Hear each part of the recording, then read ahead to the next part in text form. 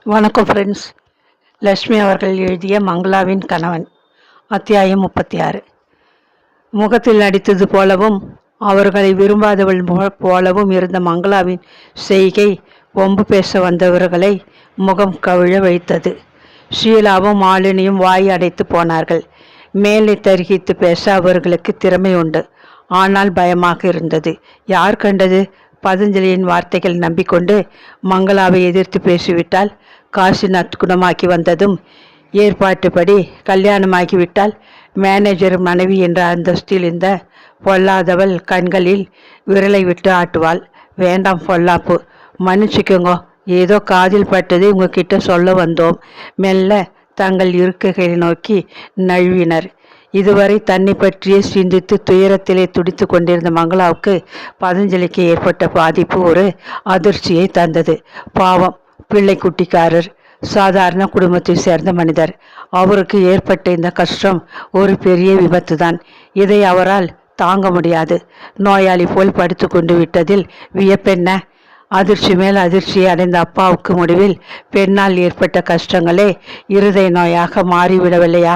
பதஞ்சலி சாருக்கும் இந்த வயதில் ஒரு ஹார்ட் அட்டாக் வந்து துளைத்தால் அவர் குடும்பத்தில் அந்த கஷ்டத்தை எப்படி தாங்க முடியும்? பாவம் பதஞ்சலி சார். அவளது பெருந்தன்மையான உள்ளம் அவருக்காக மிகவும் கரைந்தது. பங்களாக்கள், தோட்டங்கள், தனியார் மருத்துவமனைகள், செங்கொன்றை மரங்கள் அணி செய்யும் அவென்யூக்கள், ஸ்பானிஷ் ரயில் வீடுகள் என்ற மேல்மட்ட பகுதிக்கு அப்பால் நெருக்கமான நடுசுவர் கொண்ட ஓட்டு வீடுகள் நிறைந்த தானப்ப முதலை தெருவில்தான் பதஞ்சலி வசித்து கொண்டிருந்தார்.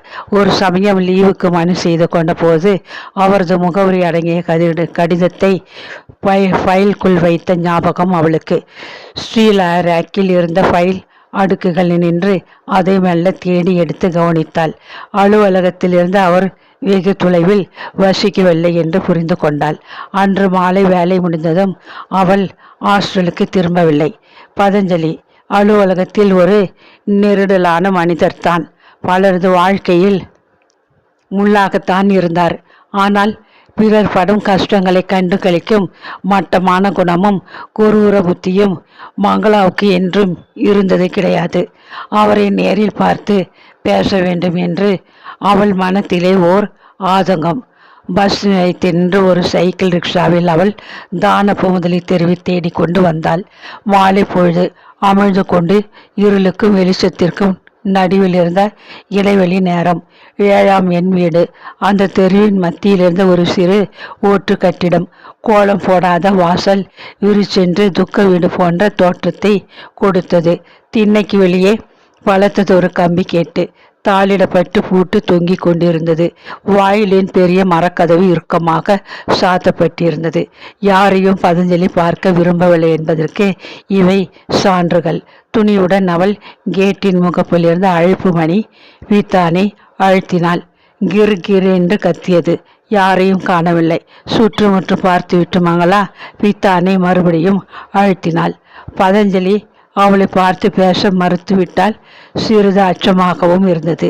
3வது முறையாக மணியை அவள் அடித்த பின்னர் தான் கதவு லேசாக திறக்கப்பட்டு ஒரு சிறிய பெண் வெளியே எட்டி பார்த்தாள்.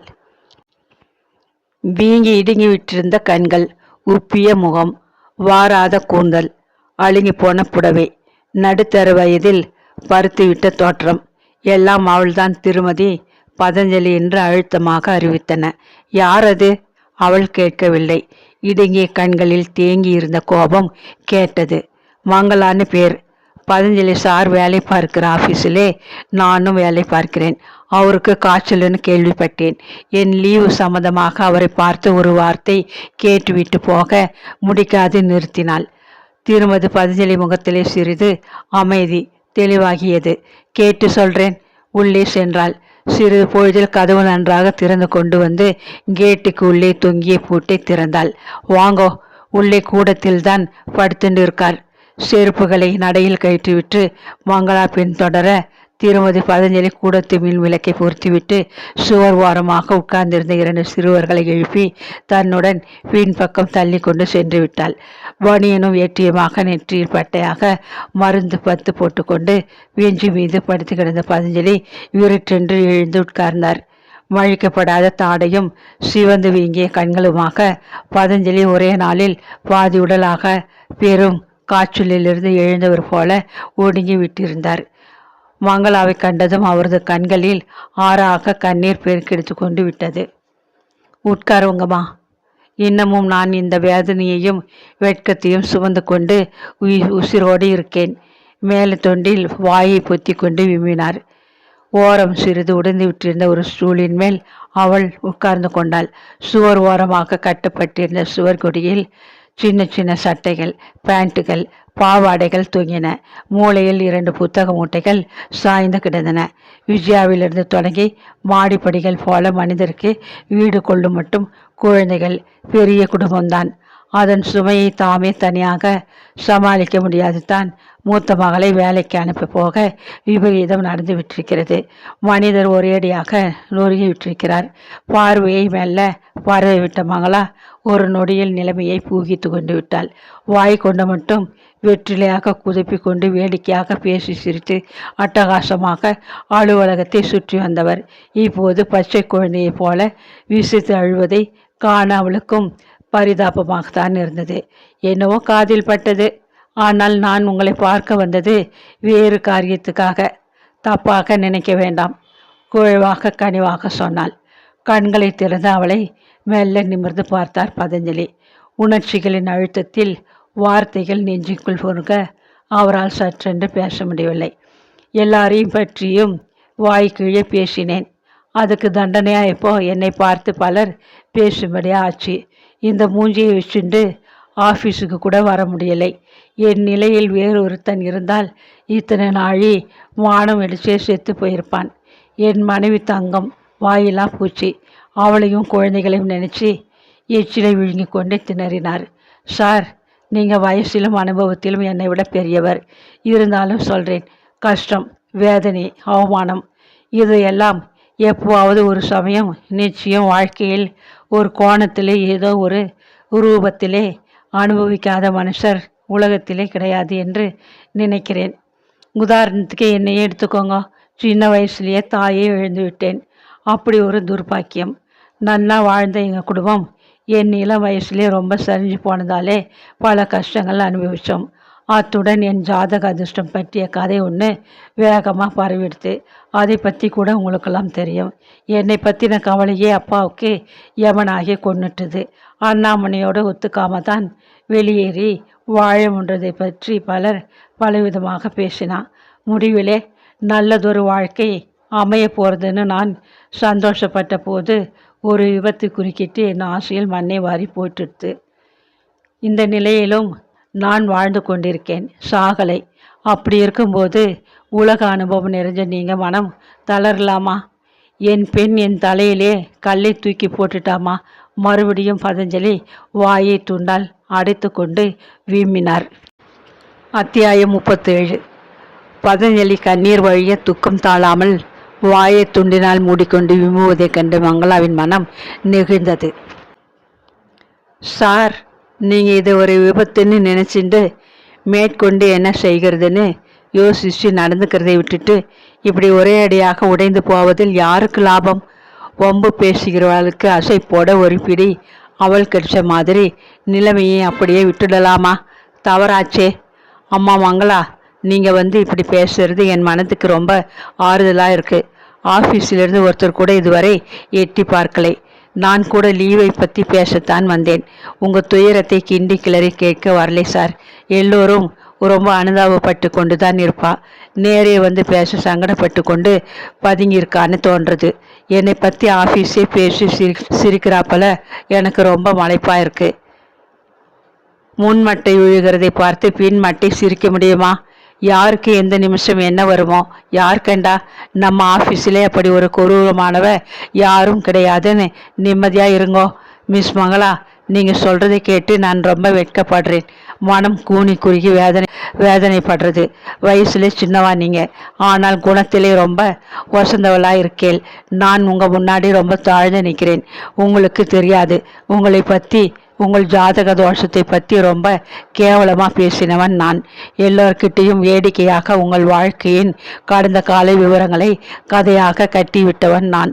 அத்தோடையா உங்களை பற்றி டைரக்டர் பிரசாத்துக்கு மொட்டை கடிதம் எழுதினேன். கல்யாணம் நிச்சயமானதை கேட்டதும் பொறாமைப்பட்டுண்டு உங்களுக்கும் ஒரு அனபதேய கடிதம் எழுதி போட்டேன். மேனேஜருக்கு ஏற்பட்ட கார் விபத்தை பற்றி வேடிக்கையாக பேசி உங்கள் அதிர்ஷ்டத்தை இடித்து பேசி மகிழ்ந்தேன். இதை பற்றி உங்கள் அண்ணாவுக்கு டெலிஃபோனில் யாரோ சொல்வது போல பெயரை மாற்றிக்கொண்டு விளக்கினேன். இந்த அக்கிரமத்துக்கெல்லாம் இப்போ எனக்கு பெரிய தண்டனை கிடைச்சிருக்கு. கலிகாலத்திலே கை மேலே பலன்னு சொல்லுவா. ரொம்ப உண்மை அம்மா, உண்மை தழுத்தழுத்தார். அந்த கடிதங்களை பற்றி அவரே சொல்லி ஒப்புக்கொண்டதை கேட்ட மங்களா நெஞ்சம் துணுக்குற்றாள். ஒரு கணம் கோபத்தில் அவள் உள்ளமும் உடலும் நடுங்கின. விரைவில் உணர்வுகளை சமாளித்து கொண்டாள்.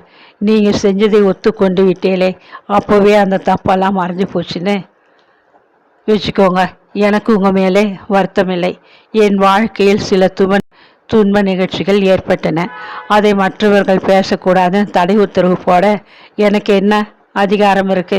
என்னை பொறுத்தவரை மற்றவா படுற வேதனையை பார்த்து நான் அனுதாபப்படாவிட்டாலும் சிரிச்சு மகிழக்கூடாது. அப்படி ஒரு கொள்கை, அவ்வளவுதான். உங்களை பற்றி இப்போதான் அம்மா நான் புரிஞ்சுக்கிறேன். தீமர் பிடிச்சி போய் நான் உங்களுக்கு இழுத்த தீமைகளை மறந்து மன்னிச்சிடுங்க. அப்போதான் எங்கள் குடும்பம் விளங்கும். கண்களில் நீர் பொங்க துயரம் தொண்டை அடைக்க எழுந்து நின்று அவர் கை இரண்டும் கூப்பி வணங்கினார். மாங்களா திடுகிட்டு எழுந்து விட்டாள். சார், என்ன இருந்தாலும் நீங்கள் வயசில் என்னை விட பெரியவர். மன்னிப்புன்னு பெரிய வார்த்தைகள் வேண்டாம். நடந்ததையெல்லாம் நான் மறந்துட்டேன். நீங்கள் ஏன் நினைச்சுன்னு வருத்தப்படணும்? நாளைக்கு நீங்கள் ஆஃபீஸுக்கு வந்தால் என் லீவு மனைவி பார்த்து கையெழுத்திட்டு உதவணும்னு கேட்கத்தான் வந்தேன். நான் ஆஃபீஸுக்கு வர ரொம்ப கூச்சப்படுறேன் அம்மா. என் மகள் என்னை ரொம்ப அவமானப்படுத்திட்டாளே. அப்படி நீங்கள் நினைக்கவே கூடாது. விஜயாவுக்கு அந்த பையனை பிடித்து விட்டிருந்தது. அவனும் அவளை விரும்பினான். உங்ககிட்ட உங்கள் மகள் தன் விருப்பத்தை சொல்ல பயந்து இருந்து அவளை விட 10 வயசு மூத்தவன் நான். எனக்கே என் வாழ்க்கையை பற்றி சற்றென்று ஒரு முடிவு எடுக்க தெரியலை. தடுமாறுறேன். அவள் சின்ன குழந்தை. உணர்ச்சி வசத்திலே உங்களை கேட்காம ஒரு காரியம் செய்துட்டான். நடந்தது நடந்தாச்சு. நீங்கள் அவ 2 பேரையும் சந்திச்சு பேசி வீட்டுக்கு அழைச்சிட்டு வந்து முறைப்படி எல்லாம் செய்யுங்கோ. எப்படி அம்மா அவளை வீட்டில் சேர்க்கிறது? இப்போ என்ன நடந்துட்டுதுன்னு அவளை நீங்கள் ஒதுக்கணும்? அந்த பையன் அவள் ஆஃபீஸுக்கு அருகே வேலை செய்கிறான்னு கேள்வி. படித்தவன், புத்திசாலி, சம்பாதிக்கிறான். உங்கள் மகள் மீது அவனுக்கும் விருப்பம். வீட்டில் சொன்னால் வரதட்சணை பிரச்சனை குறுக்கிடுமான பயம் அவனுக்கு. பையன் ஒரு வழியில் உங்களுக்கு தூர உறவு தானாமே.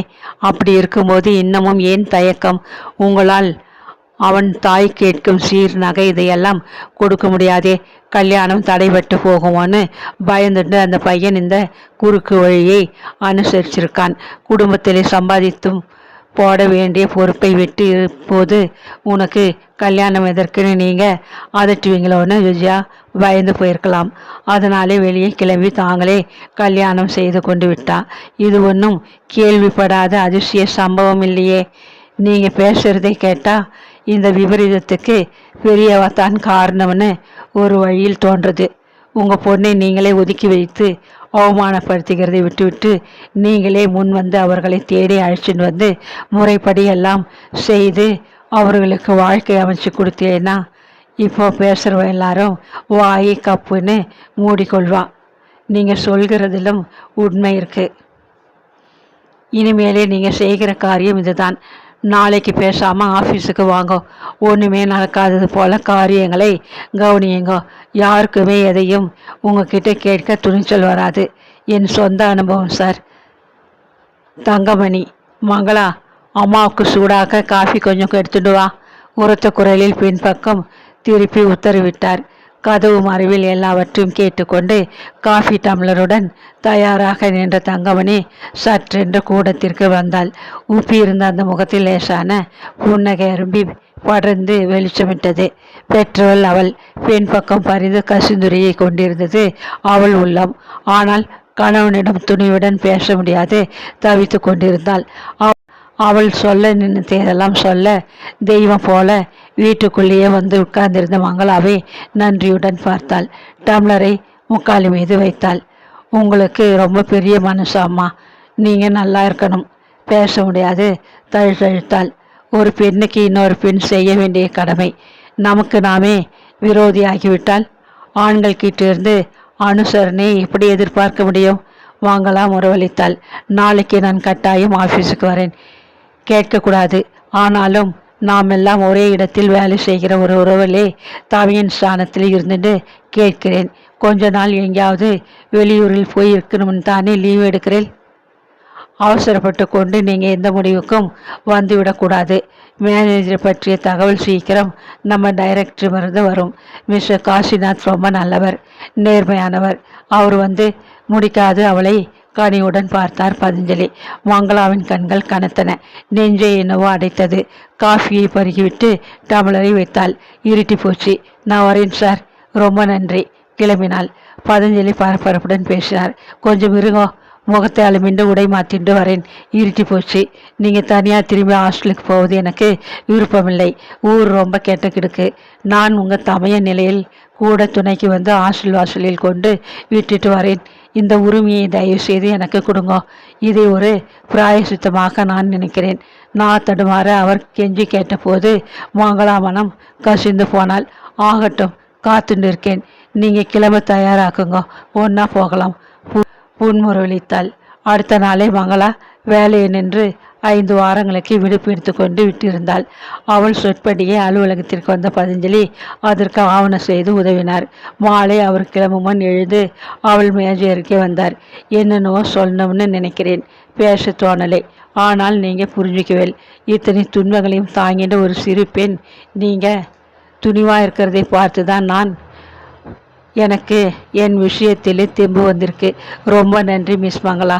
நல்லா ஓய்வு எடுத்துட்டு சுகமாக திரும்பி வாங்கோ. எல்லாம் நன்னா முடியணும்னு பகவானை பிரார்த்தித்து கொள்கிறேன். மெல்லிய குரலில் உணர்ச்சியோடு அவர் சொன்னார். அத்தனையும் உண்மை என்று அவரது பேச்சு முகமும் சொல்லின. புன்முறுவலுடன் விடை பெற்று கொண்டு அவள் கிளம்பினாள். 2 தினங்கள் சென்றன. தலைவி சியாமலா தன் சகோதரியிடமிருந்து கடிதத்தை எதிர்பார்த்து கொண்டிருந்தாள். 1 மாத காலத்திற்கு குறைவாகவே நாக்பூரில் தங்கப் போவதனால் மங்களா எல்லாவற்றையும் மூட்டை கட்டி கொண்டு போக விரும்பவில்லை. அவசியமில்லாதவர்களை தனது பெரிய பெட்டியில் போட்டு பூட்டிவிட்டு தலைவி வசம் பாதுகாப்புக்காக ஒப்படைத்தாள். தனக்கு தேவையான சில புடவை ரவிக்கைகள், சோப்பு, சீப்பு இத்தியாதிகளை ஒரு சிறு பயண பெட்டிக்குள் அடுக்கி தயாராக வைத்து கொண்டாள். நாக்பூரிலிருந்து பதில் வந்ததும் டிக்கெட்டுக்கு சியாமலா ஏற்பாடு செய்து விடுவாள். அவள் கிளம்ப வேண்டியது அவ்வளவுதான் என்ற நிம்மதியில் மங்களா ஓரளவு அமைதியாக இருந்தாள். அன்று காலை அவள் மெல்ல படுக்கையை விட்டு எழுந்திருந்தாள். அலுவலகத்திற்கு ஓட அவசரப்பட வேண்டிய நிர்பந்தம் இருக்கவில்லை. தலைக்கு ஷாம்பு போட்டு வெந்நீரில் வெகு நேரம் சுகமாக ஸ்நானம் செய்தாள். ஈரத்தலையை துடைத்து கொண்டு கண்ணாடி முன் நின்றபடி மெல்ல ஒப்படை செய்து கொண்டாள். இனி கொஞ்ச நாட்களுக்கு அவள் அவசரமாக காரியங்களை கவனிக்க தேவையில்லை. மெல்ல நிதானமாக எழுந்து குளித்து சிந்தித்து ஒரு முடிவுக்கு வர ஏராளமான நேரம் இருக்கிறது. எண்ணெயப்படி குங்குமப்பட்டி திரித்து கொண்டு துவாலியை தலையை நின்று உருவி கொடியில் போட திரும்பினாள். அரை கதவு பலமாக தட்டப்பட்டது. யாராக இருக்கும்? அதுவும் காலை வேளையில்? தோள் மீது விமான பயண பையுடன் அவளது தோழிலதா கதவுக்கு வெளியே நின்று கொண்டிருந்தாள். திடுகிட்டு போன மங்களாவுக்கு சற்றென்று பேச வரவில்லை. நான் இருக்கிறது நீ மறந்து போயிட்டியே, நியாயமா மங்களா? கேட்டுக்கொண்டே உள்ளே வந்தலத்தா தோழியை இருக்க தழுவி கொண்டாள். அவ்வளவுதான். தாயை கண்ட குழந்தையை போல மங்களாவுக்கு தோழியை கண்டதும் துக்கம் பொத்து கொண்டு விட்டது. சே, இப்போ என்ன நடந்து விட்டது? இப்படி அழணும்? நான் எதேச்சா உன் ஆஃபீஸிற்கு நேற்றி பகல் ஃபோன் பண்ணினேன். பதஞ்சலி எல்லாத்தையும் விவரமாக சொன்னார். நாளை ரயிலுக்கு டிக்கெட் கிடைச்சா நீ நாக்பூர் கிளம்பி விடுவேன்னு சொன்னார். ஓடி போய் என் கணவர் எனக்கு 2 காலை விமானத்துக்கு சென்னைக்கு ஒரு டிக்கெட்டும் இன்று பகல் நாம் திரும்ப பம்பாய்க்கு 2 டிக்கெட்டும் வாங்கிட்டு வந்து விட்டார். போய் முதலியே உன் சிநேகிதியை கையோடு நம்ம வீட்டுக்கு ஓய்வாக இருக்க அழைச்சிட்டு வான்னு அம்மாவும் என் கணவரும் உத்தரவு போட்டு நெட்டி தள்ளாத குறையா அனுப்பியிருக்கா. நான் நேராக விமான நிலையத்திலிருந்து வரேன். அது இருக்கட்டும், நீ என்னை மறந்துட்டு வேற ஒருத்தர் வீட்டுக்கு போக திட்டம் போடலாமா? உங்கள் இன்ப வாழ்க்கைய நடுவே இடைஞ்சலா வந்து இருக்க நான் விரும்பலை. பேஷ். அப்புறம் சிநேகிதம் என்கிறதுக்கு என்ன அர்த்தம்? இது மாதிரி சமயங்களில் உதவாட்டா சிநேகிதர்கள் இருந்து என்ன பிரயோஜனம்? உறவுக்கு மேலே சிநேகிதம் உசுத்தின்னு எதுக்கு சொல்வது? அதற்றிக்கொண்டே லதா தன் கைக்குட்டையால் அவளது கண்ணீரை துடைத்து விட்டாள். வா, வெளியில் போய் ஏதாவது ஒரு ஹோட்டலிலே முதல்ல காஃபி டிஃபன் சாப்பிடுவோம். அதுக்கு முன்னாடி ஷியாமலா அம்மா கிட்டே மன்னிப்பு கேட்டுண்டு நாக்பூர் பயணத்தை கேன்சல் பண்ணு. பிறகு பம்பாய்க்கு புறப்பட ஆயத்தம் பண்ணு. சரியா? ஆறுதலாக அன்பாக சொன்னாள்.